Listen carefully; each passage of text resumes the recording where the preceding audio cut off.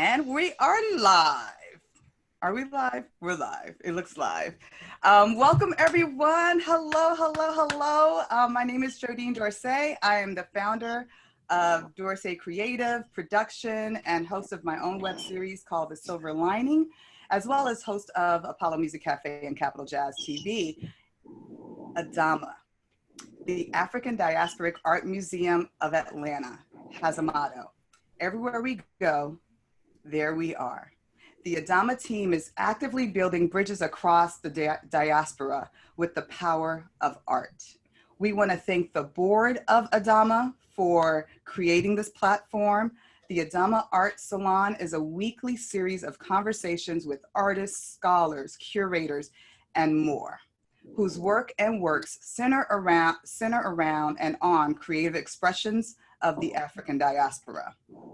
Today, I'll be moderating. I have the honor of moderating a conversation with 4 amazing music artists, exploring the topic of music beyond the realm of entertainment. You'll learn more about these artists, their process, ideas, just so much more. Let me just get straight to it and let me introduce them for you. I'm going to introduce them and then I'm going to have them do some shout outs in the whole 9 yards. Maya Azucena. She's a Brooklyn native, an avid independent touring artist and songwriter, performing globally. Her music has landed her on stages in South Africa, Indonesia, in my home Haiti, Russia, India, and other fascinating countries around the globe. Maya is well known for her humanitarian outlook and projects around the globe, which includes special focus on women's and youth empowerment and domestic sexual violence. Based on a personal commitment to help the world through her talent, most of Maya's songs are anthems that lends the voice to self-worth, empowerment, overcoming obstacles, and stepping into our fearless selves. She is a friend and an amazing artist. Maya Azucena, what part of the world are you in and how are you feeling? Hey everybody. What an honor to join these other incredible artists and you, Jodine, my dear friend, but also someone I admire.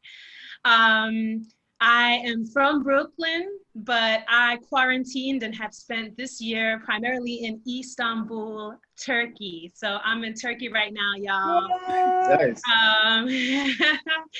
And I am well. I'm thankful that, health is all good and family is all good in these crazy times.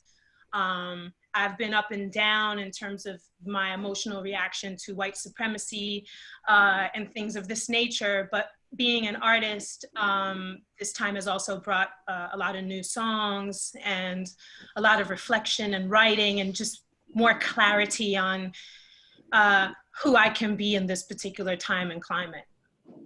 Hope that answers the question. It does. More to come on all of that, more to come. Osunlade, he is a musician who lives his art, American-born musician and music producer, from Sesame Street, yes, I pulled out the Sesame Street on you, to creating Yoruba records. Osunlade is a priest of the Yoruba religion of Ifa. Because of his beliefs, music has a deep spiritual root in Yoruba traditions that are also reflected in the name of his record label, album covers, and also the titles of the tracks globally. This man has saved me so many times. He continues to feed my soul. Osunlade, where are you zooming from and how are you feeling? I'm home with mom in St. Louis. St. Louis? St. Louis, yeah. In the middle of it all. Everything's good. I'm actually, this is pretty much the same for me as anything. I'm always cooped up in some place for a specific amount of time. So, Maya was saying, it's just been really good creatively for me. I've churned out about 5 albums since these things happened. And wow.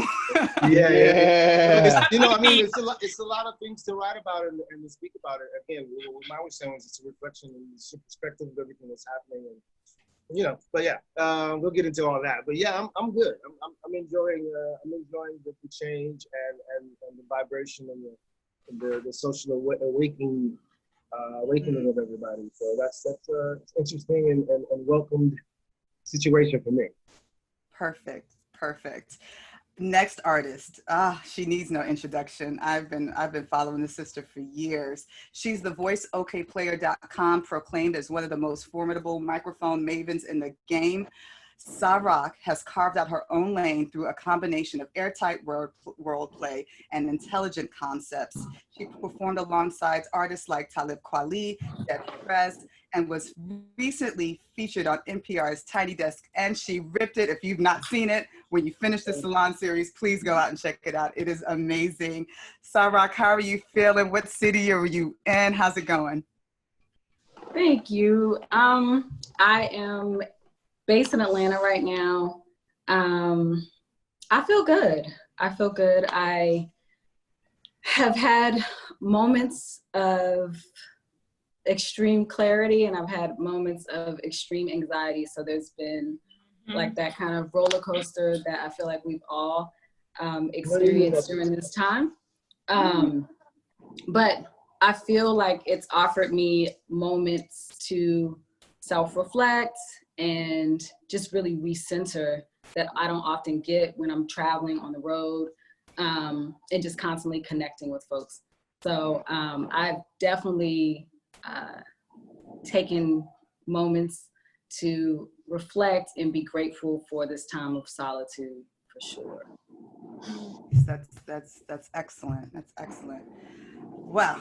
This creative genius and mastery of acoustic bass, electric bass, rhythm guitar, and piano makes him one of the most sought-after musician producers in hip-hop, house, blues, rock, reggae, soul, straight-head jazz, you name it. Since 1986, interesting fact, since 1996, there's not been a top 10 jazz album that didn't feature Tarus Mateen. Two of hip-hop's shining Southern artists, I have to say this because I'm from ATL as well. Groups like Outkast and Goody Mob can credit their critical acclaim and platinum commercial success with Tarus's contributions to their albums. He is consistently requested for performances and studio sessions. This man is another jazz artist. If you have not checked him out, you must check out his work. Please introduce Mateen. Tarus, how are you feeling? Where are you in the part of the world right now? Peace, family. I'm feeling great. I'm in Washington, D.C. right now. Just got back last night from Philadelphia and, enjoying the space to create. Right. I haven't done 5 albums, Osun, but I've been on it. I'm right behind you, though. I don't know, though. Right. Nowadays, the album is about 6 or 7 songs. So I'm like 9 or 10 for each. Yeah, but there you I'm not. Tarus, Osun's songs be 40 minutes. I already know. This is great. It's great to be on this panel. When I saw all the panelists, I saw, man, this is going to be. Yeah. It is. Yeah. It is. Really, really how's everybody's cities? Like the climate in the cities. Here it's pretty quiet. They've kind of really taken hold of the social distancing in the stores and the shops. Nothing's really open. Yeah, it's the same thing like that here in DC. Yeah, we haven't gotten any. I think it's like a rise of 20 people, 20 cases per day around there. So we're doing all right, I guess. Wow. That's still good. We got the protests still going on and all that. That's still good. Same energy here in New York. Mm-hmm. Same energy here in New York. Istanbul is, lots of people, like a New York kind of city, but people are really respecting using the masks. Well, basically, you get charged almost $1,000 if you got caught without a mask. So everybody uses their masks. Use the mask. And social distancing, they just opened things like malls maybe about 3 weeks ago, but they're literally like stickers on the ground about where you can stand to they got that. Yeah. So it seems like people are respectfully integrating, but I'm not doing any big social gatherings myself. Yeah, same. Same. Well, there's so much that we have to talk about here during this series. But one thing I wanted to talk to the four of you about is you as a creator. When people think of artists and musicians, they just think artists and musicians. But I look at you, the four of you specifically, I look at you as if one would call a miniature God, because you've created into the world, right? And so one of the first things I'm always curious about when I meet creators such as yourself is what drew you into music, right? Ray Charles said, and you guys know I love me some quotes. So Ray Charles said he was born with music inside him. Music was one of his parts, like his ribs or his kidneys, livers. It's a force already within me. When I arrived on the scene, it was necessary for me, like food and water. How do you? And I'll start with you, Osun, and then anyone else can jump in. But what drew you into music? Did it choose you? From my earliest memory, it was the only thing that I knew that made me feel. I was an only child, so I didn't really have like any cohorts or any friends or sisters, brothers, or anything. So yeah, music was everything to me. I think it was also a way of my expression to my family, my parents. So yeah, it was just that was the one thing. At 7, I decided I wanted to start playing piano. My dad bought me a piano, and I was in piano lessons the next week, and that was it. And from there, it was just like, luckily I had, the support of my family for that. But yeah, it was just that one thing. Like, I know in this life that it's the only reason I'm here is to do music. Wow. And to use it as my platform to speak what I see, and the injustices and the love and all the beautiful things as well. So yeah, it's that one thing. It's my voice. It's carried me through this journey, and it's the only language we all speak. No matter what language you speak, it's the one thing. You can go to Turkey and listen to someone and go, oh man, that's wonderful. I don't know what she's saying, but I know what she's talking about. And that's the thing. Right. Any thoughts on that, Tarus? Maya, what drew you to music? What started this path for you? I am a Taurus, so don't confuse me then. Yeah. and ladies first. Sure? All right. Okay. For me, I can't remember a time where music was not inside of me. It definitely was like innate. My earliest memories all included singing. Like I did my first play, I think, when I was 4. And it didn't stop. I never one time thought maybe I'll be something other than an artist. It never was a question in my soul. And so, yeah, it kind of started with me coming out of the womb, I guess, or probably from my ancestors, because I found out later that my grandmother ran away from home when she was about 16, and she came to New York City to do jazz, and her mom came back, or maybe she was 14. Her mom got her and brought her back home, and she never pursued it after that. And I found out that my great-grandmother also had wanted to sing but never did. So I came out like ready to go from the top. that lineage. Yeah. Yes. Sa-Roc, how about yourself? I mean, we're talking about music here and lyrically. Woof. Mm-hmm. Yeah, it's funny. I have always had a love affair with music. I remember at a very young age just kind of pouring through my parents' albums and just randomly selecting a Jimi Hendrix album or Richie Havens or something like that, and all of these sounds that were foreign to me at the time, just igniting some part of me that I didn't even know existed. And then I was taught, indirectly early on from the way that my parents interacted with music and how they so often use music to as a salve for trauma, historical trauma, and like learning that very early on to tie in my emotionality with music. But I feel like as far as creating music, I feel like I wasn't drawn, I was dragged into creating music. I've never felt that I was meant to vocalize publicly. I've done, I've done theater and different like other forms of creative expression. I never really thought that I would be using my voice to connect with people in that way. And it was just something that, the right circumstances and the right environment kind of put me in that place, meeting up with my current DJ producer, Soul Messiah, and seeing him Can we work give a shout out to Soul Messiah real quick? Yeah. Shout out to Soul Messiah, who's been holding down turntables since I can remember, but go ahead. But like just meeting him and hearing the music that he was creating with some phenomenal artists. And then, the vanity of the thing, like hearing yourself everybody has this want or desire to hear themselves recorded. So like, though I wrote poetry and I considered myself a writer, I never really recorded anything or presented in that way. And so one day I asked him to record me record one of my written pieces, and it didn't sound too bad. I thought it sounded terrible, but he thought it sounded okay. So it was like, okay, we can go from here. And then like being involved with like a lot of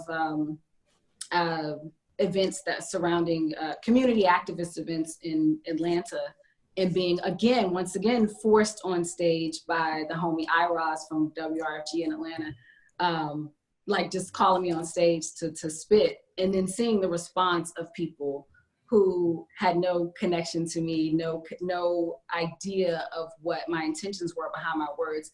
That kind of propelled me like, okay, this is a vehicle for me. Taurus. Yes.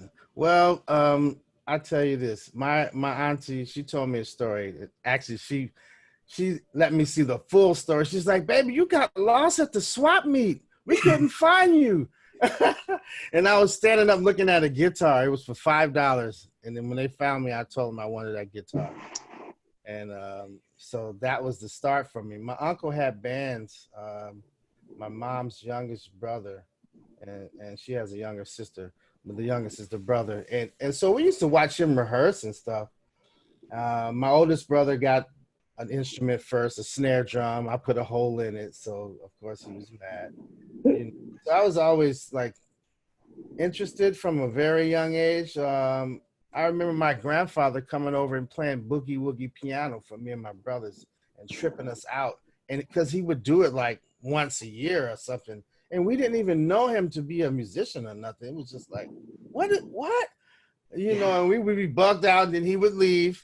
And then we would try to figure it out. Of course, I was the person playing the bass part on the piano. My other brothers, one was in the middle and one had the high part. So hence me playing bass, I would imagine. But then on my father's side of the family, I've seen pictures when I was 1 year old,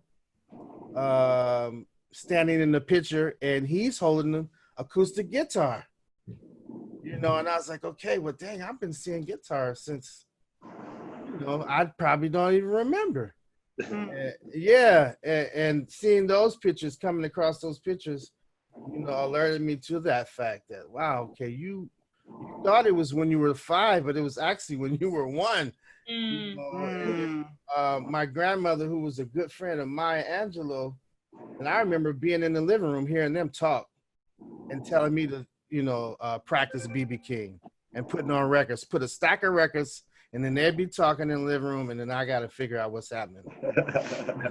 Right? So that was up around, that was 5, 6 years old. So it started, she had jazz clubs in Reno, my grandmother, my father's mother. So it was around, and I didn't really understand when I was choosing to play guitar, that that was like inevitable, that you're going to be dealing with this. And I had all the support too. And that's so important. Yeah. So important. I think for all of you having that support, and I think each of you have said that you've had that support. Yeah. Taurus, you touched on something from the age of 5 that I want to know if it's been incorporated into your now, your process. Yeah. When you're creating, what does that, if you had to visualize that process, what would it look like? Is it a stack of records that you go through? No, if I had to visualize it, it'd be other created beings wanting to like what I'm doing. Hmm. Yeah. And so how deeply can I get into this music to where not just human beings would like it, but other beings could like it as well?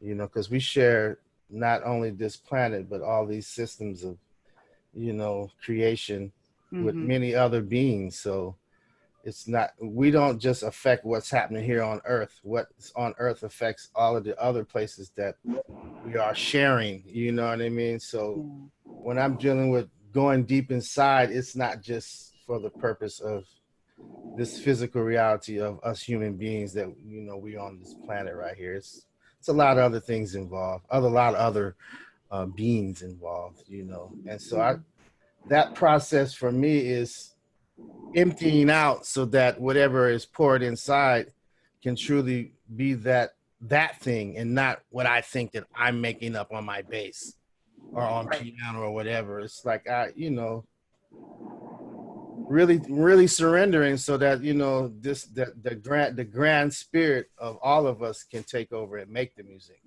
and then we just witness it, everybody, whether I'm playing live or making some music right here right now. Like, let me see what I can come up with. It's not me. I might say, let me see what I'm gonna come up with, but I know that I ain't coming up with shit.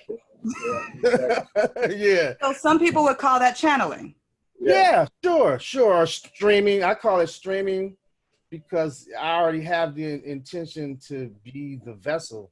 So just come on, let me be the stream. Yeah. Channel, stream it on down, and I'm gonna let it out. I don't have a problem letting it out. Let's go.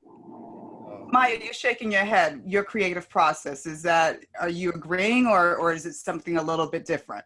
Oh, I definitely agree with Tarus. You know, I call it downloading. He says, there's times where I'm downloading it because it already exists. Certain songs already exist. If you think, I don't know, I feel like that. But when I'm creating, often I'm mostly trying to capture the message or feeling that I have inside of my soul, and I'm trying to capture it with an essence, which is the song. And so while I'm creating, I'm really trying to like scratch through this wall to get to what can perfectly describe the feeling that I have in my soul. And that feeling can be about different subjects. And sometimes when I'm writing, I'm also representing other people. So there are people who don't have a voice in the world that's big enough, and a song can give their voice wings. So I'm thinking, how can I honor their story through the song that I create? And then I have been thinking a lot more about ancestors lately. In the times that we're in, generations of people that fought for the right to be treated equally and to be treated as human beings. They came before us and gave up a lot. And so when I'm creating and when I'm performing, I try to like ground myself in that realization that I am with everything that came before me in my history. And that's coming through in the current moment through this performance and through this song that I'm creating. So these are the things that I try to tap into, but then, you know, it's balanced with trying to write a good song technically and write a song that can, you know, reach people on a large scale and meet the marks of making it in the industry. So it's like this constant balance between, you know, being authentic and also checking myself to like be like technically correct with it too. Osun, talk to us about this. You're a reprise, so I know you have some insight, and if you could share with us. I think for me, creatively, everything is about now. You know, I'm an aesthetic and sonic person, so I create with what I see in life. Like, if I have a conversation, something in the conversation may spark up something in me. That's the title of the song. You know, everything we were speaking about with the social injustices and all the changes happening, those things affect me. So for me, it's all about what affects me and what I think, it's the vibrations around me. And it's all about vulnerability for me. When I get in the studio, it's about, let me be vulnerable to whatever it is that's happening with me. For me, music is my diary. When I'm gone, that's the only thing that is left to say that I existed, and that was the story of my life. And I study a lot of artists and their biographies, and you listen to Marvin Gaye's discography, you read his book. That's the story of his life, and that for me is a really important thing to give out. I think the thing about music that I've seen and experienced is that connection that you can't replace with anything. I've DJed with people that I've, seen people, that I've literally seen them healed from the dance floor. I've been grieving for 6 months over my mom's death, and I've never been able to get over it. But now tonight, that's come out of me, and and it's like, wow, you can't pay me enough for that.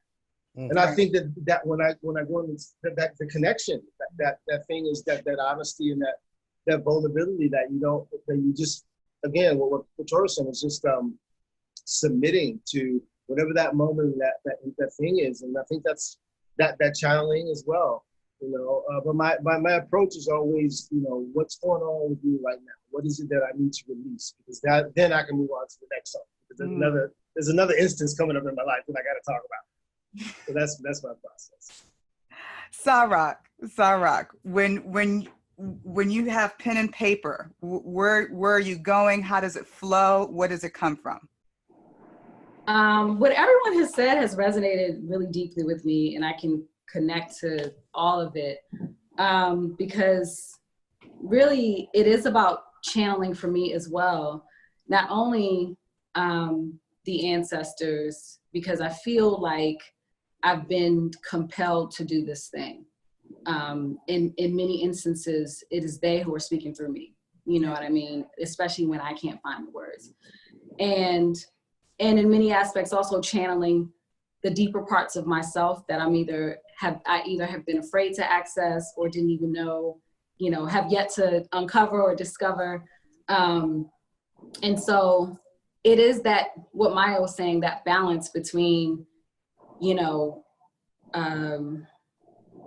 releasing and opening yourself up to that kind of spirit energy and being vulnerable, but also because hip hop is very technical. You have to deal with cadence and rhythm and riding the beat and, coming up with creative ways to flow, and so that, and then also making a song, coming up with a dope hook, so though that kind of balance can be challenging sometimes. But it's the moments where I just let myself go and ride off of that wave of emotion that I'm feeling, and then let that tell the story. That's when I'm able to really freely create. We've talked about our lineage and our ancestors. I want to talk about the future generations. I want to talk about our legacy. And we just, John Lewis, now our Baba, has just passed away. And one of the quotes that just kind of resonates with me when he says this, he says, every generation leaves behind a legacy. What that legacy will be is determined by the people of that generation. I take that further and say by the creators of that generation. Tarus, what legacy do you want to leave behind? I often think about, when people witness like Train and Mingus and Bird play, these jazz musicians, Duke Ellington, Count Basie, all of them, who've left these roadmaps for us. Having had like close relations with these masters like Betty Carter and Art Blakey, and talking with them, they always expounded on the principle of don't do what we did, but take it from where we left off, you know. And so whenever I'm doing what I'm doing, whether it's playing bass or exploring the piano or writing a song or whatever, it's to do my best to take the music that was passed on to another place, you know, if I can, you know, if that door is going to open, then I don't want people to be like, oh man, you sound like Mingus. I prefer for them to say, you have something that's with you that reminded me of when I watched Mingus play. You know, and that's with any idiom or the music or on any instrument. I'm trying to go all the way there, and I want people to know that was a person who wasn't really necessarily thinking about trying to do something that everybody, I'm not trying to do everything that so that everybody can like it. It's because everything is not for everyone, you know, at that moment. Like, it's like art. Yeah, it might be later that they would actually understand it, or it would affect them in a way that could help them. Right. But my initial intention is to let it come out in its highest level of truth, so that no matter what, that is going to be the thing that's witnessed inside of what I've done. It will be applicable at the right time for whoever is introduced to it 10 years from now, right now, 50 years from now, whatever, you know, that it would just say that this is that's I was there and I saw that, and that definitely, that's how it made me feel, whatever. Someone witnessed, you know. Powerful. Sa-Roc, when you think about your legacy, how do you want your art, your music to leave the print on this world? I want my music to give people the permission to be free. Whether that's freedom to act, freedom to emote, freedom to rebel, or freedom to access those parts of themselves that society tells them to repress, that society tells them is unworthy or unpalatable, because it's been so, and that's the transformative act, that's the radical act there. It's been so healing and transformative for me to be able to, as I've said before, channel those sides of myself that I was taught needed to be muted or tampened down. You know, that power that you know, I always say when I'm really feeling myself, I'm on my Kali Ma energy. You know, I'm rah-rah, I'm just, you know, on my Oya, all of that. Because, you know, I, in particular, was taught and conditioned to be this quiet, you know, don't make waves, very rule following.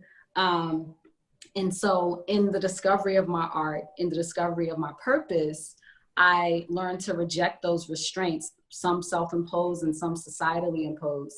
And that offered me a sense of empowerment, richness, and freedom that I love to see anybody listening to my music access, because that's how we transform the world, when we understand how powerful we are. There's a quote from Audre Lorde that I love, and she says, when I dare to be powerful, to use my strength in the service of my vision, it becomes less and less important whether I'm afraid. And that's like a mantra for me. And I hope that it can become a mantra for other people when they see, you know, oh, every time I talk to Sa-Roc, she's so quiet, she's so different from how she is on stage. When I go on stage, I'm like a fireball of all of, you know, these powerful women who are part of my lineage, and all of these powerful artists and writers who are just speaking through me and working through me. And I want people to be able to feel that and do that and transform the world in that way.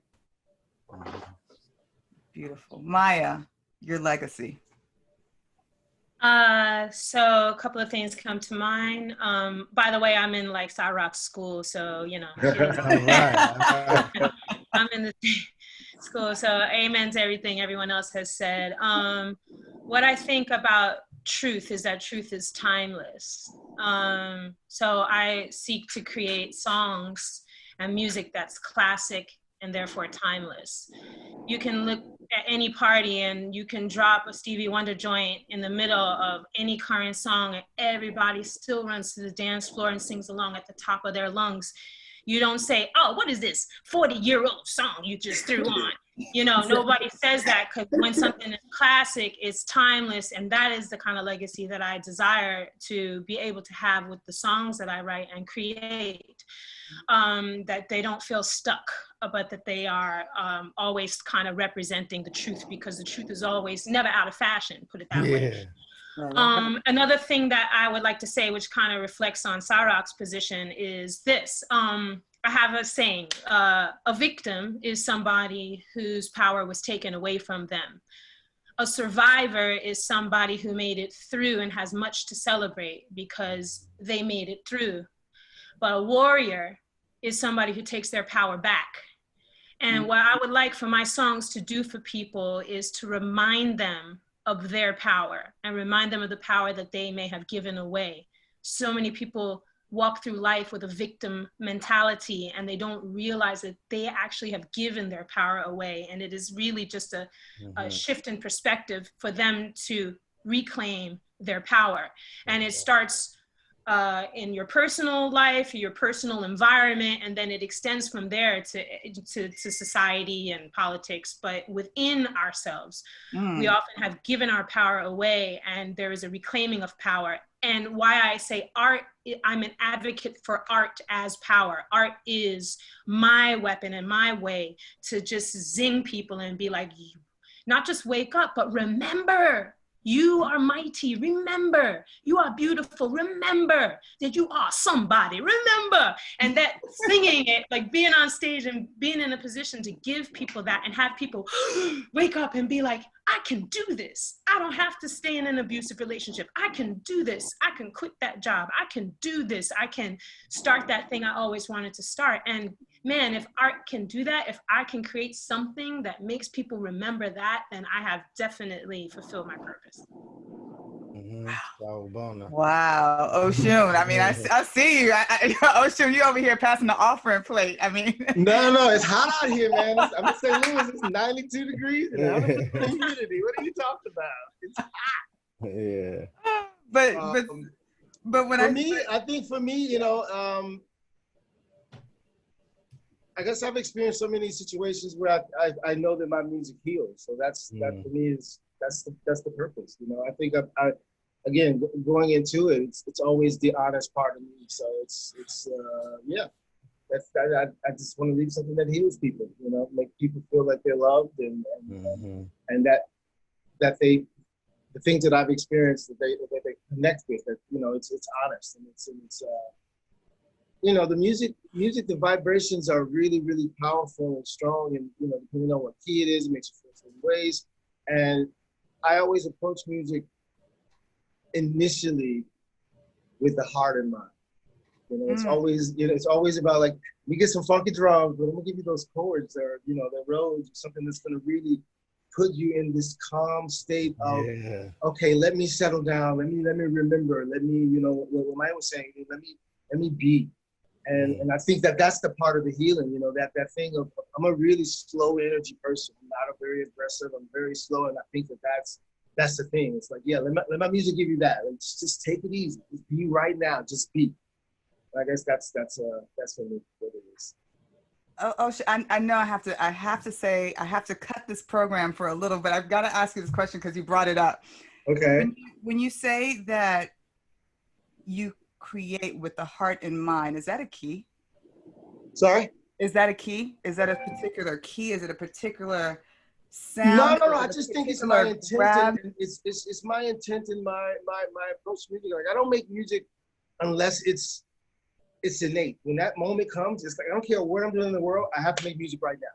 I can't go in the studio and like, I can't plan. I can't set up a situation or a session. I mean, I can, but then for me, it's not as organic. For me, it's like, all right, this has to come out now, you know. And so it's all about, again, I'm a very now person. I live in the now. The present is the gift. You know, I can't control what's happening, and I don't give a shit about yesterday. So for me, I'm always about the now, and I like the fact of understanding the beauty of I'm alive. You know, what am I doing with this moment? And for me, I'm absorbing. I'm just absorbing everything, and I want to give it out. And so when I get in that music, it's like, okay, what did I take out? What did I take in? I have to give that out. And again, that replenishes me, that I can go again and refill. Get something else out. You know? That's my process. I'm just a sponge. I'm just absorbing it all and taking it all in, and you know, again, seeing what's right, what's wrong, and how I feel about it, and using it as my voice to connect with people and go, hey, how you feel about this?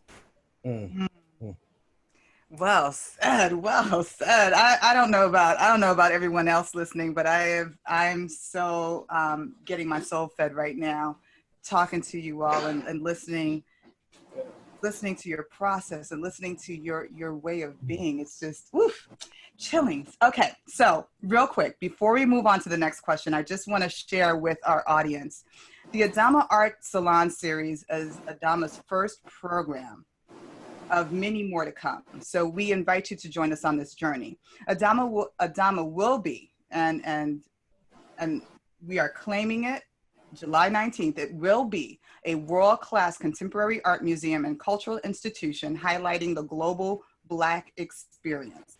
Our program's mission is to present and advance the exploration and conversations around 21st century contemporary art and culture of the African diaspora through exhibitions, programs, and artist residencies. You can be part of this historic moment by participating in our programs, by helping us spread the word with the hashtag ADAMA, ADAMA, the abbreviation for the museum, and also by donating. Your donation of just a few dollars on a monthly basis, consider 5, consider 10, consider 15, whatever you can afford, or you can give now. For some that might be 20, for some that may be 1,000. I know we got some ballers here. I see you on the chat. I see you on the chat. I know who you are. You know I know you. So what you can give now can make a big impact on the building of ADAMA. So the donate link is up on the screen. Let me confirm that. Yep, there it is. It is on the screen. So please, please, please donate at this time. If you can just donate real quickly, I'm gonna put these musicians and creators on pause while you go to that donate link, and just give from your heart. You see what we're trying to do here with this institution. You know that this COVID has impacted a lot of our cultural institutions, so we're going to do something that's one would call crazy. We're going to create a cultural institution during these crazy times. So if you can contribute, you would give breath and life to this historical movement that's being created. And shout out to Dr. Fahamu Peku for having this vision and for bringing this museum to Atlanta, Georgia, that we will all benefit from. Every single one of us. I don't care if you're in Turkey, you will benefit from it. So, yeah. So I am pausing a little bit for you guys to go ahead and finish that donation and give. We really ask you to give. So before we end, I want to talk a little bit. We've talked about so much, and we've gotten through so many things that I wanted to talk about. But I want to play a little game here. I'm going to say a quote to you as a creator, and I want you to react to this quote. You give me your thoughts on this quote, and this quote is specific to your, what one would call in marketing, because I'm from marketing, your genre, right?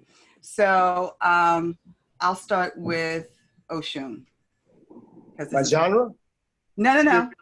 I'm going to give you a quote. Oh, and okay, I need you to react to this quote. Okay. Khalil Gibran said, oh, Khalil, music is the language of the spirit. It opens the secret of life, bringing peace, abolishing strife. What are your thoughts on that? I think this is absolutely true. I think it's true. Yeah. It's true. I mean, you asked me about my genre. And I pulled it out because it's spiritual. Because when I think of your music, and when I even think about you DJing, it's such a spiritual experience. Yeah, for me as well, because it's the connection of the people. I'm like, all right, where are we gonna go? You tell me where you want to go. That's the beauty of the music. It's like I have the arsenal. Where are we gonna go? You know, and that at the end of the session, for me, it's healing as well, because I've experienced, you know, it's like it's like being a shaman in that sense, because you control the vibrations of everyone. So again, it's spirit music. You know, when you can control how a person moves, that's power. And your intent has to be such of love and such of like, let's get together, you know? And that's why I can't go to a party that's playing some really hardcore, you know, my vibrations can't handle that, you know? I'm like, calm it down, bro. You know, we got to be able to move together. So yeah. Perfect. Spirit music. Spirit music. Yes. Yes. Talking about spirit music, Sa-Roc, I'm going to say this quote.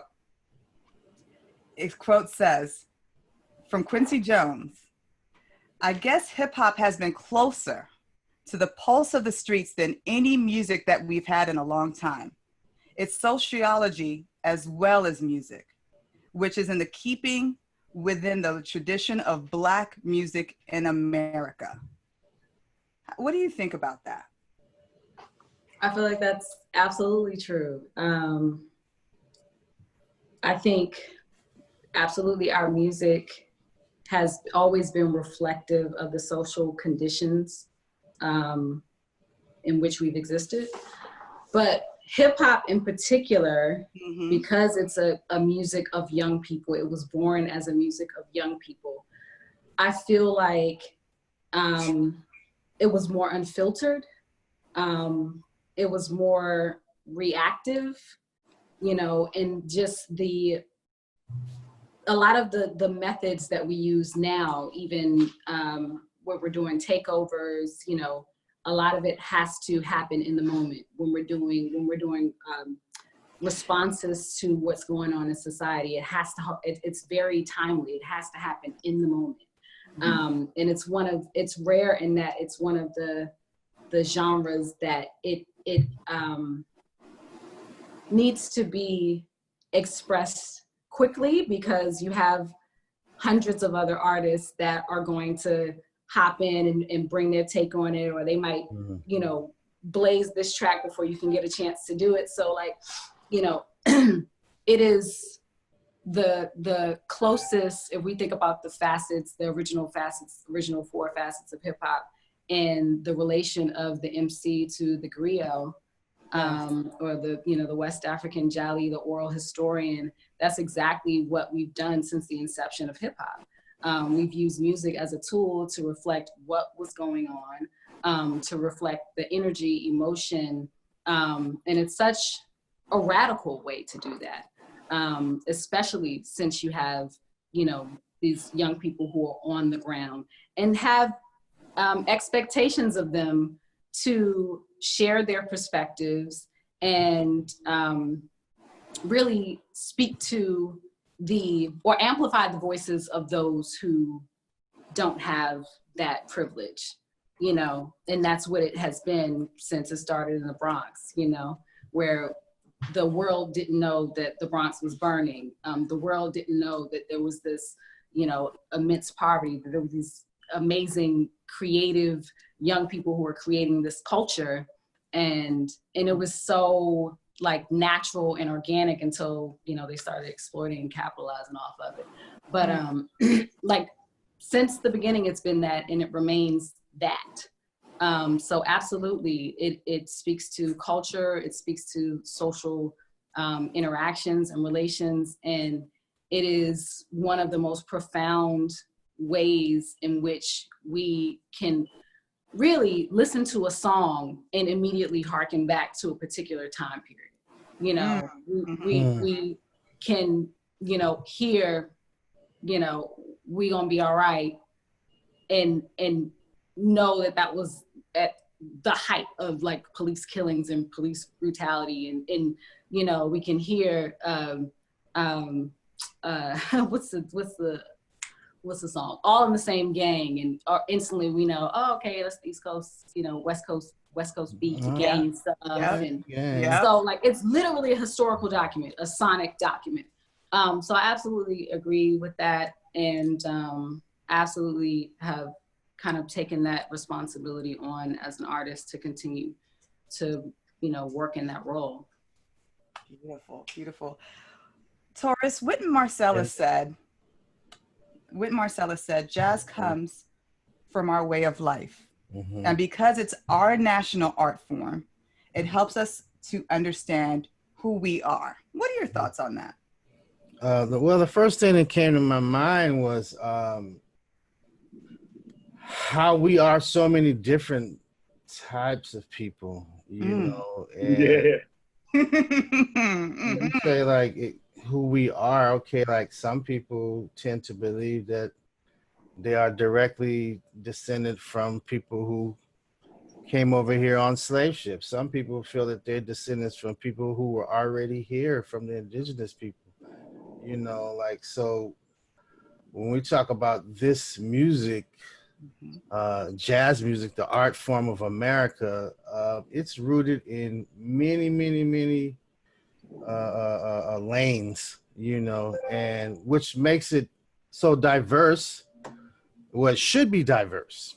And I'm not going to say that everyone is being diverse that plays jazz, you know, because we like to joke around, but yeah, there's these jazz police, so to speak, who will say, yeah, that's not real jazz, you know, and but it might be someone who has a you know, their diploma and, you know, and graduated and their master's and PhD from a jazz school.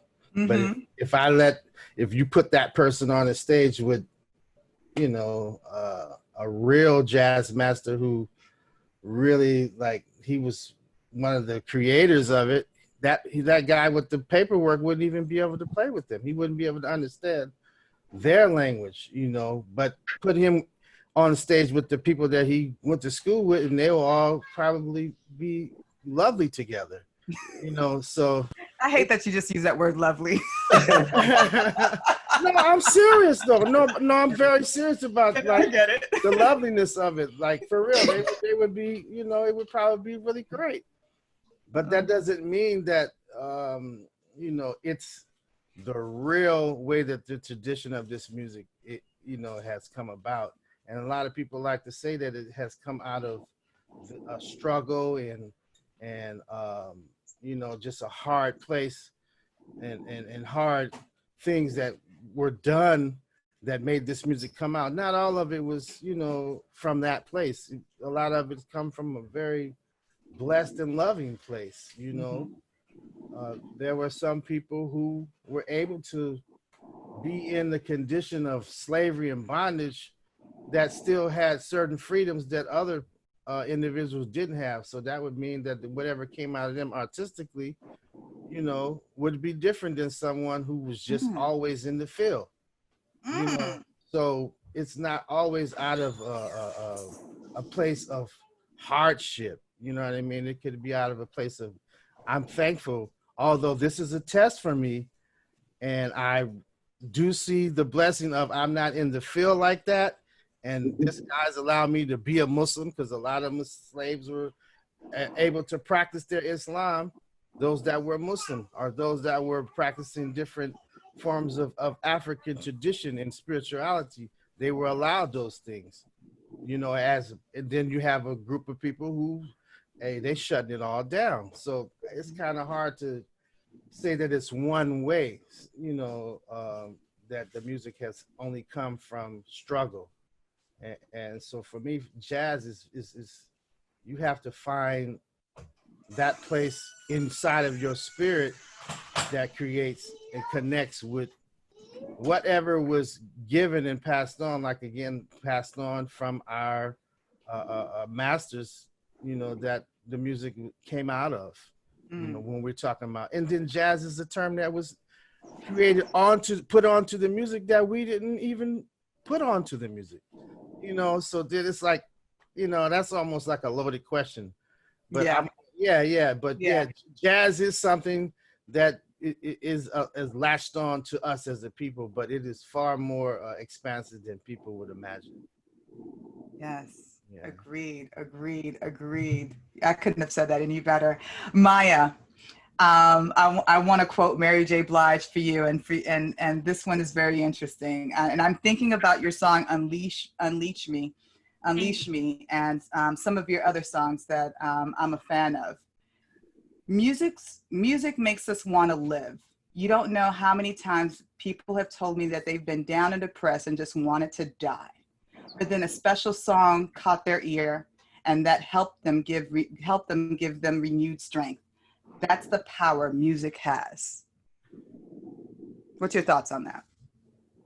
I mean, I agree. I've been many times, had people approach me, you know, as an independent artist, it, you know, has its ups and downs. You have all the freedom in the world when you're an indie artist. Nobody's thumb is on me to tell me what not to do.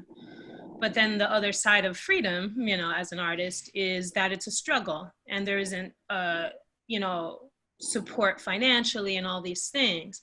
So there's times when, as an artist, that I can just feel really down and sort of try to ask myself, why am I still doing this? And then I'll get like a surprise message from a fan that'll say something like, you know, I've never told anyone this before, but I came to your show. I was literally, this was told to me. I came to your show once and I was planning to end my life. And at the end of the show, I saw a reason to live. And I often say this quote to myself is that I sing as if someone's life depends on it. Because it is the thing that I have to offer. I'm not a doctor. I'm not a politician. It's the superpower that I have. So my reaction to Mary J. Blige's quote is that I absolutely have seen it to be true, and I have believed it before I saw it, because I just felt like inside of me, what can I offer? What can I give? What can I do? When you look at these mass tragedies, and I'm an empath, so stuff that happens to me directly and indirectly affect me deeply. And I'm thinking to myself, what can I possibly as one person bring? And then I just look at what's at my arm's reach, and what's at my arm's reach is this gift. And this is my power. This is my way. And so that is the spiritual side of the journey. It's a career and it's a business, but it's also a spiritual journey. And when I start to feel really sad about the business side of things, then there are these great, fantastic reminders that this is a spiritual journey. You do not know one spiritual master that has walked their journey without struggle. If someone ever claims to be a spiritual master and you found out that they never had an obstacle, then they're probably not a master. So if you are looking at life as a spiritual journey, you must expect that there will be tough times. And then in those tough times, this is where you're being strengthened. And so I believe that music is this power, and it does shift energy, and it does contribute to healing, and it does remind people of their power, and it just does. It's my soundtrack. Whenever I'm down, there's been times when I'm mourning whatever it was that happened to me, and I would play one song 17 times in a row.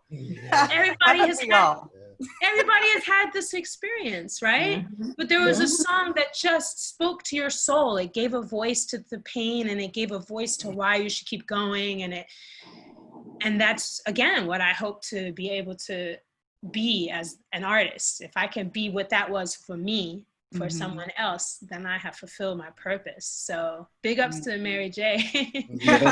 She's definitely the truth. She's the truth, you know. Look, I love it. I love when artists and when creators like yourselves talk about music outside of just giving us music, creating music. I love when you guys actually talk about that thing called music. We do have a question. It's getting close. We have a minute left, but we do have one question left. Do you guys mind if do you have a couple more minutes to stay on? Yeah. So that we could address this question. Okay, cool. Shout out to my girl, Aisha. She know I love me some her, my Scorpion sister from another mother. She asked a question. I'd love to hear the panelists talk about how they see themselves as artists within the spectrum of music of the African diaspora, and what's happening globally with African diaspora music that excites them the most at this time. So talking about the spectrum of music of the African diaspora as it relates to you as an artist, as well as the African diaspora music that excites you most at this time. Anyone could start this one off. Can I start? Please do. Yeah. Well, you know, the African diaspora is pretty big, and it's a lot of music. We're talking about, okay, music from Cuba, music from Nigeria, Ghana. Here in DC has go-go, but then they got trap down in Atlanta, and you know, just Detroit has its pace on house music. Their tempo is not like the tempo that they're using, you know, in other parts of the world with that type of music that you dance to. But in terms of the diaspora, what we're doing now should definitely reflect the times, you know, and if this is warrior time, then our music has to be the music that soothes the person when they come from the battlefield. Our music has to be the music that excites them to go out there and fight against these injustices. It has to be the music that spawns them to have the thoughts, you know, to create what is necessary, you know, to break the bondages or whatever. It's like, it is so important what we do as artists, and not just in music, because all of these things are intersecting: dance, visual art, spoken word. All of this is a part of what we have as these beings that happen to go through the plight that we've went through. We're the only ones who have gone through what we've gone through, and you only would have to go through it to know what it is that comes out of us as creators of art, through all of the forms of art, you know, to understand how we do what we do. And so because of that, I feel that it's necessary that in the African diaspora that we have to share our art with each other, so that we can learn how to get higher and vibrate higher and do things on a higher level, you know, because if we talk about we were kings and queens, no, we still are kings and queens, and it has to, just like Maya said, we have to take it back. And it's, you know, it's okay, you know, my brother used to take my bike or whatever, and I had to take it back one day. You know what I mean? Like okay. It's as simple as that. Yes. So such facts. What are everyone else's thoughts about the African diaspora? I'll be quick. I'll say I think it's all African diaspora. I think everything comes from us. We're seeing, you know, again with what's happening in the world, with all the awakeness and the awareness and the history of people really understanding what we created and what we contributed to this world. It's all us. Yeah. It's all us. Yeah. I'll just leave it at that. Where I see myself, I'm just a part of it. You know, I mean, I would love to think of myself, you know, I'm a part of the Black history of music. You know, I've carved out my little space and I got my thing, and but yeah, it's all Black music. I think that, you know, I don't care where you're from. It's all Black music. It's all us. I would love to say something. What I love about the one thing, you know, there's pros and cons to the internet, of course, but one of the pros is that African music, like coming from Africa, is being able to be supported and loved and inspiring the playing field. I find that very exciting that, you know, and I have friends that are dancers as well, like talking about Congolese dance, you know what I mean? And they're just throwing it, mixing it in with popping and breaking, or Nigerian music mixed with pop and you know, etc. I love that we can actually hear and celebrate and incorporate African, different cultures of Africa music into our Western vibes, and they're incorporating our Western vibes into their sound. And also we're cross collaborating as artists, and that is something that the internet has made possible. But I would say on the other side of it is the fact that because we're Black doesn't mean that we have to stay within a genre. And I found like I have a friend named Abia, which Jodine, you know, of course, a great singer. And he's singing something that's fairly like singer-songwriter kind of pop. And they serviced the album to radio stations, and they just said, oh, it's a Black guy on the cover, so we're gonna put it in the R&B section. And it wasn't R&B, and he was frustrated. It's not R&B. There's not gonna be a response in that realm because the sound is not R&B, but people just assume, oh, it's a Black guy, so it's R&B, you know. So I guess it's a mixed bag of like owning your roots and all celebrating your roots, celebrating all that is the African diaspora, and also not being limited by other people's notion of, you know, what is Black supposed to be, you know what I'm saying? And as Osunlade said, it's all in me, you know. Yeah. But I mean, can I push this a little further and say, so if that's the case, when we talk about music, does it necessarily need to be called Black music if music is music? Is this music? It's music. Is this music?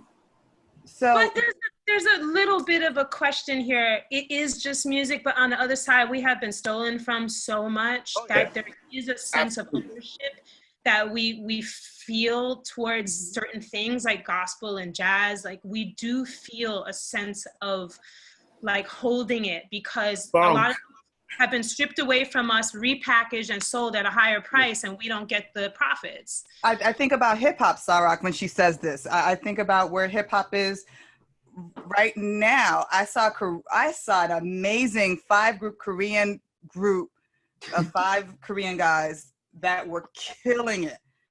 Gospel, right? Hip hop game. Oh, hip hop. You know, Hip hop. Okay. Can I interject a bit? Go ahead, Oshun. You know, no one ever talks about funk. You know, funk is the only thing they couldn't take from us. I grew up playing funk. It's the one thing they couldn't copy because you gotta feel that. They could never get it. And then you notice right after that, they grouped R&B and soul together. When they couldn't get funk, we became. Wow. I don't know if you noticed that. I remember that. Yeah. I remember. It was a little tricky to try to wash away the distinction because, you know, there are things that at least let's not erase the history because that's easy to happen, you know. I feel that because I have traveled around the world as well, and I have been to China, for example, and I work with Chinese rappers. I mean, I've been in all kinds of environments where they know more about our history than we do. Oh, absolutely.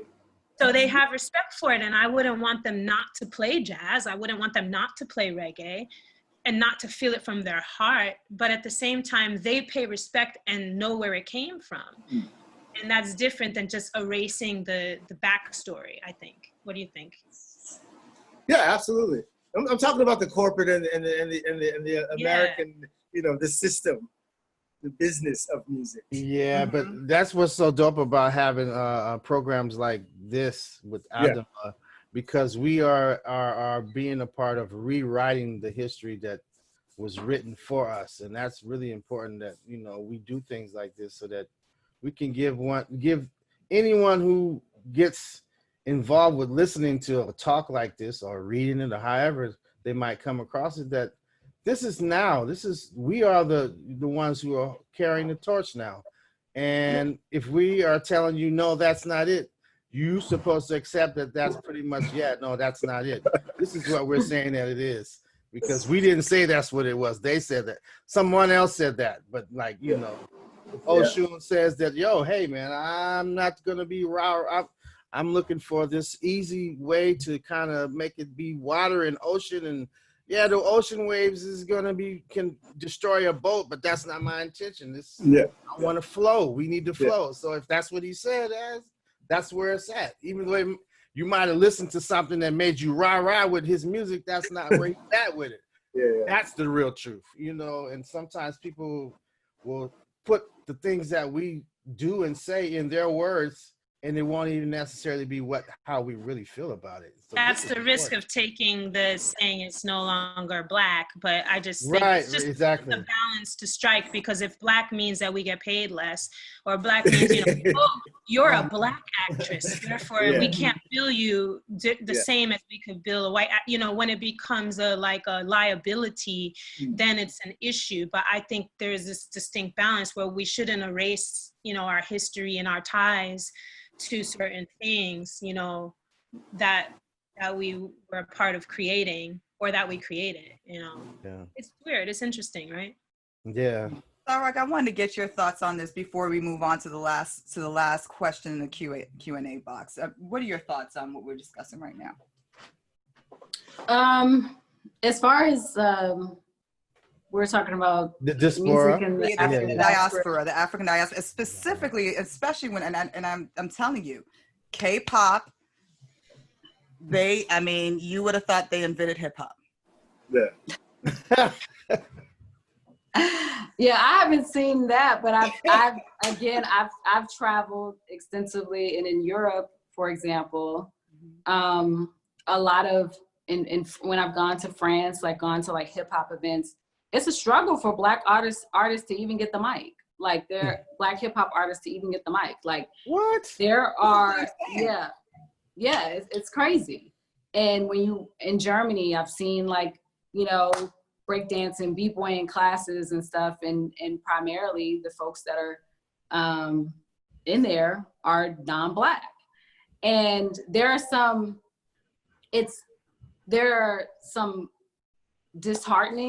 many disheartening, aspects of how, widespread, or how our culture and music has permeated all aspects of the globe. And it speaks to just how powerful and creative and dope we are as a people. But it makes it that much easier sometimes for other people to kind of grab and reappropriate what, what's within, what we've created from our soul. But the other side of that is that, like Maya was saying, through technology, we're also able to connect through this shared language. So I can hear Sampa's influence from Lauryn Hill while she's also, having aspects of Afrobeat and, other African sounds and rhythms, incorporated in her music. And I can listen to Stormzy and hear him communicating through hip hop. And it's super dope. There are words and phrases and language that I don't know, because he's born and bred in London. Well, not born, but bred in London. But it's still this beautiful language that we can create through. And it just reminds me of the Pan-Africanist movement and the Negritude movements, when there were African Americans and, Africans born in America and Africans in France and on the continent, exchanging ideas through culture and music. And it's really, really beautiful to see, especially now when we're starting to, I've seen these kind of divisions pop up, amongst, I don't even want to get into that on here. Yeah, it's all good. It's all good. When it's all just, we all come from one place. There's just different ports that we've been dropped off at, but there's this shared connection, and that is from the continent. And we see that expressed most vividly, I feel through music. So it's a really beautiful thing, and it's a really beautiful thing to be able to travel and connect and create music with folks who are speaking in a different language, but that heartbeat, that drum, that is literally from African soil. We resonate. That heartbeat connects us. You know what I mean? I'm from DC, and that go-go is, directly in Congo drums from West Africa. So we're connecting to something much deeper, something that we may not have ever even explored There was a trip a couple of years ago where they took like some go-go artists. I think they took Backyard Band, which is a long-running go-go band, to Ghana. Yeah, right. And yeah. I remember that. Yes. Yeah, which was yes. so dope to me. Which yes. was so dope. And they brought folks who ain't stepped foot, probably didn't know nothing about Ghana, not little about Africa. I'm assuming, but you know, I know some people who went on the trip, and I know that was the case. There was a range of folks who went to school at institutions like I did, like Pan-African institutions, but also folks who were straight from the hood of Southeast, where I'm from as well, who weren't familiar with that. But the fact that they were able to take this music that is it's DC to the core, you know, that is us, that they've tried to mute, they've tried to erase, gentrify, trample all over. But the strength of it and the tie, you know, that we can directly link right back to where we come from, where we were stolen from, it's just tremendous and profound. And to be able to see those linkages it's transformational as a creator. And I would love to continue that exchange and see how we're affecting each other, and like, you know, we're elevating off of and reverberating off of each other's sounds. So it's dope. So I'll say this and then I'll ask the last question, but the young lady who I just interviewed on the Silver Lining series, yes, I'm doing an infamous plug. If you go to JodineDorce.com, my last interview was with Gina Page, and she's the founder and president of African Ancestry, and she's actually responsible for that trip you were talking about. And she does this. This is what she does. You take your DNA test. It links you to whatever your tribe was in Africa, and you can go there through a sponsor trip or through on your own and connect to your lineage. So it's beautiful. If you don't know African Ancestry, they did not pay for this endorsement. I'm just saying this. She's on Silver Lining. You can learn more about that. The Silver Lining series is amazing. Okay, so last question. Oh, yes. This is the last question. This is the last one that I can take. You know, the audience, the folks have been in it. Thank you guys for being so engaged in this conversation. There's one thing you could talk about that everyone understands is music. Tracy Fortson, yes, Tracecapades. She asked, name a song or two that are on your soundtrack for the revolution,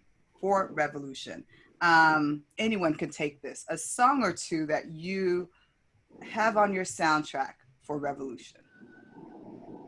The Refuge. The Refuge. By who? Hold on. Let me read. No. I'm asking. Was that the question? It was for Refuge, yeah? For Refuge, for when you think about revolution, this is the song, or these are the two songs that immediately comes to mind. I have to think on that one. Yeah, that's the hard. Yeah, you know, that's yeah, leave. You know, I'll go first. I think about I immediately when I think about revolution, it's not even a song, it's a genre. I immediately go into rah-rah music, Haitian rah-rah music. I don't know if you're familiar with Haitian rah-rah music. But if you're not Haitian, they call it voodoo music, and because of what Western society has labeled voodoo, because it's so close to home and keeps us connected to our African roots, they've demonized it. But if you are familiar with voodoo, you know that it's just a spiritual act. And voodoo music is one of those musics that as soon as, when I was looking at that little girl on Instagram that was saying no justice, no peace, and she was saying all fury. I don't know if you guys saw that clip. Yeah. I just heard the sound of rah-rah music under her. It was like embedded into I just saw her face, I saw her energy, and I heard that music, and I was just like, let's go, Jodine. I started looking up politicians to support. I started like, you know what I mean? Like that is that's the music for me, the genre for me that I think of when it's time to pull out the machete and hit these streets. What do y'all think about?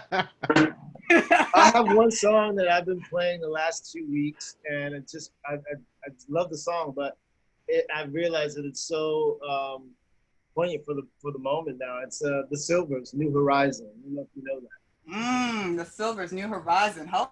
Silvers, New Horizon.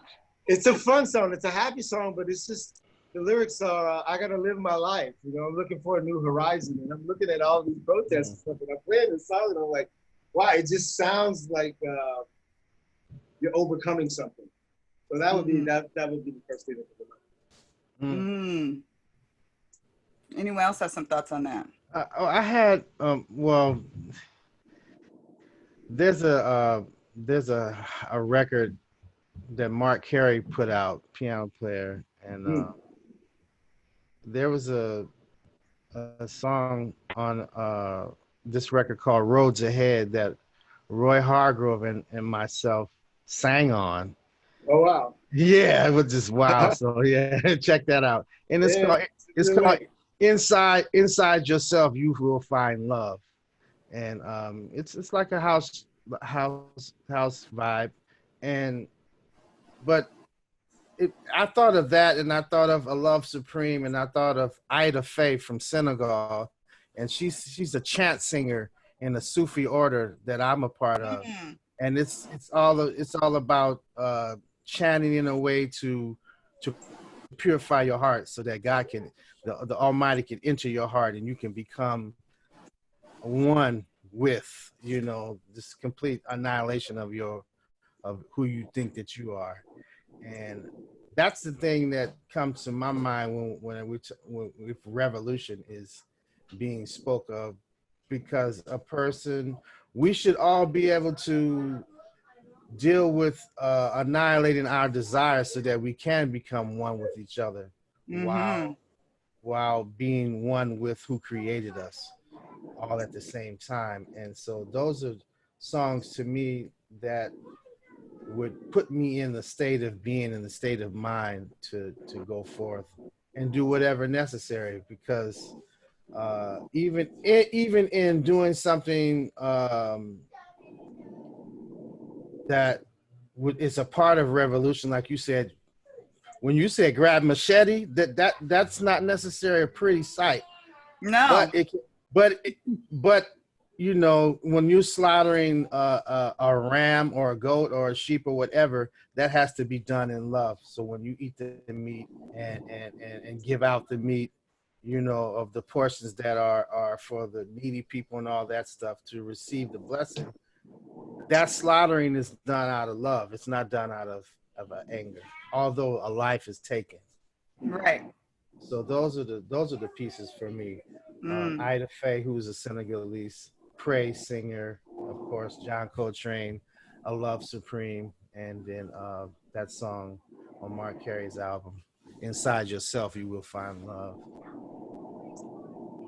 It's really hard for me to answer such a question. Anytime anyone asks me even to sing a song, my brain freezes and I'm like, I can't think of anything. But I was fresh on my mind. Yo, Sa-Roc, your music is incredible. Her song Forever is like the truth, really. And also Goddess Gang. Check out Sa-Roc if everyone is not familiar, you want some empowerment, like listen to those words and the performance. There's an artist named Wayala, and she has a song, When the Lord Get Us Ready. It is incredible. It's mostly in her dialect, but there's a really incredible part where these women's voices come and says, when the Lord get us ready, meaning like nothing can stop you. And you all mentioned Kendrick earlier, we gonna be all right. Every time I hear that song, I get chill. I don't care how many times they play it. And I'd be yelling it at the top of, we gonna be all, I love it. You know, I have to shout that one out. Those are some that come to mind, but I really, I'm sure I missed them. I'm sure I missed them. I'm trying to write them too. I'm trying to write some songs that for the revolution. Absolutely. Any come to mind, Sa-Roc, before we close out? I have a few. Tracy Chapman, Born to Fight. Ain't no man, no woman, no beast alive that can't take me. I was born to fight. I love that. Like, it just gets me there. KRS-One, Sound of the Police, that makes me angry and cry, and like I turn into a blithering just ball of emotion when I hear that song, but it also like readies me for what needs to be dismantled, what needs to be addressed, and needs to be overturned and defeated. So like that one for sure. And Bob Marley's Zimbabwe. Yes. Yeah. Yes. Anything Bob Marley from there's a year how about that? that gets you ready. It just gets you ready. It just yes. Anywho, so real quickly, and I'm just gonna make this quick because we do have to close out. I can't. Whew, when I tell you my soul is fed, my soul is fed. I want to make sure that people keep in contact. Some of them are huge fans of yours. Some of them are being introduced to you for the first time, and they want to hear what you create. So, Maya, can you kick us off and tell us, how do we keep in contact with you? Where do we go to find out more about your music, your releases, your shows that hopefully will be coming up soon? I'm most daily active on Instagram. That's where it's really like understanding what I'm doing currently. So Instagram is just my name, Maya Azucena. And yeah, I'm trying to be more up to date on YouTube. I have a couple of new songs, Unleash Me and Prettiest, actually, which is about the power of your inner beauty. So those are my two recent songs. But Instagram, I would really love if you guys followed me there and kept in touch with me there. Perfect. Sa-Roc, how do we keep in contact with you and know what's coming up? I'm active on most social media platforms. I'm willing, but active. Instagram is Sa-Roc the MC, SAROC THEMC. Facebook is Sa-Roc, how I spell my name, SA-ROC. Twitter is also Sa-Roc, I believe, Sa-Roc, SA-ROC. And then I have a website that is spelled like my name, sa-roc.com. But yeah, I'm probably most active on Instagram. But yeah, I have an upcoming project coming up in the fall and a couple of releases coming within the next couple of weeks and months. So stay tuned for that. All right. Nice. Taurus, how do we keep in contact with you? Instagram, Tarus Mateen, on Instagram. And that's what I'm predominantly like letting people know what I'm doing. I've been, like I said, to Sa-Roc, Tamika Love Jones is a wonderful singer and writer that most of my music I've been doing lately is for her, my wife. And so, wow. Yeah, we have some real powerful. I want to say, I know Tamika Love Jones. Wait a minute. Coming out, yes. in the near future, like, and a lot of music that's for what's going on right now. And then it's a lot of love music going on, too. Like, I know it's a lot of babies being made right now. People locked in. So we got some love music for y'all. And then we also have some revolution music. Yeah. So even if you went to Tamika's web stuff on Instagram, you'll find that I'm present with her stuff, But and then my website, tarusmateen.com. I'll be traveling to Senegal, so I need Osun and Sa-Roc and Maya to be on board with me. Yes. I'm opening up something for us to be using that as a place to go and share our arts. So wait, you said Senegal? I'm going to Senegal to close some contracts so that we can have a hub in Senegal. So there's a young lady. She's part of the art collective in Atlanta. She's the executive director of Hammond's House.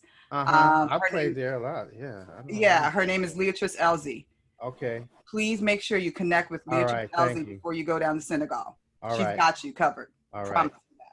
Cool. Promise you that. Cool.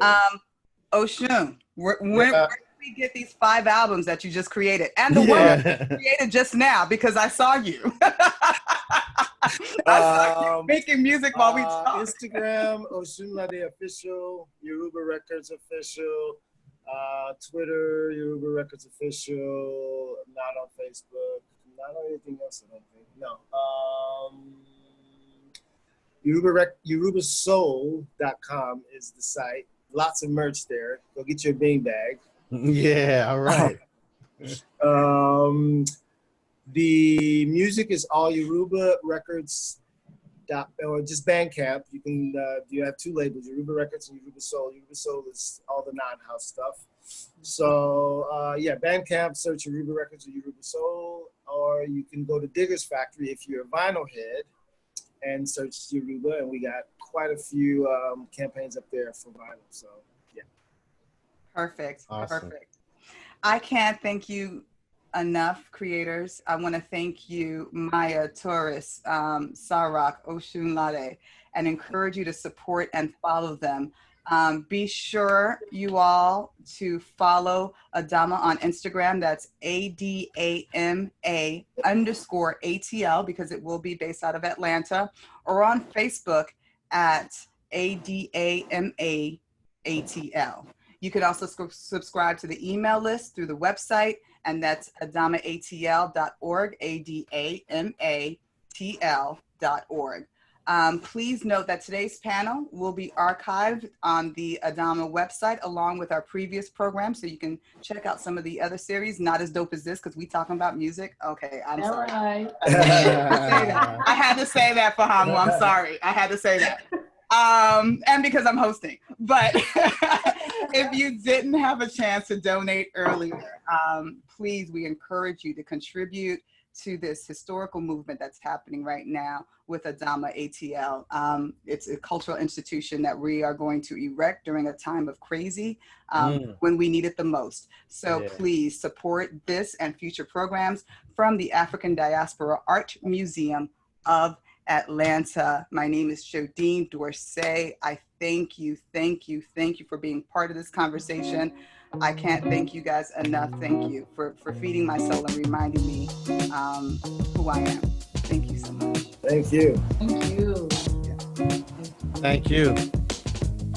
Take care, everybody.